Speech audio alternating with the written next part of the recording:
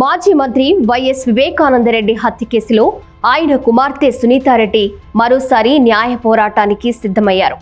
CBI జరిపిన దర్యాప్తుపై అసంతృప్తి వ్యక్తం చేస్తూ ఈ కేసులో మరిన్ని లోతైన కోణాలను వెలికితీయాలని కోరుతూ ఆమె తెలంగాణ హైకోర్టులో పిటిషన్ దాఖలు చేశారు.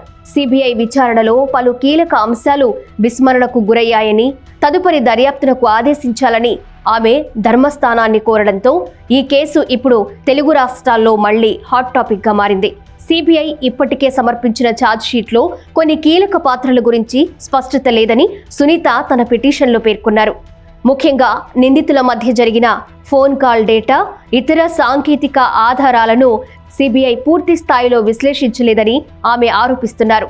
కొందరి పాత్ర లేదని సిబిఐ తేల్చి చెప్పినప్పటికీ అసలు సూత్రధారుల విషయంలో ఇప్పటికీ అనేక అనుమానాలు ఉన్నాయని, శాస్త్రీయ ఆధారాలను సరిగ్గా పరిశీలిస్తే మరిన్ని నిజాలు బయటపడతాయని ఆమె వాదిస్తున్నారు.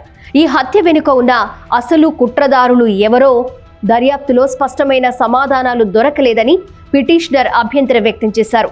కేసులోని కొన్ని అనుమానాస్పద అంశాలను దర్యాప్తు సంస్థ విస్మరించిందని, అందుకే గతంలో సిబిఐ కోర్టు ఇచ్చిన ఉత్తర్వులను రద్దు చేసి సమగ్ర విచారణ జరిపించాలని కోరారు.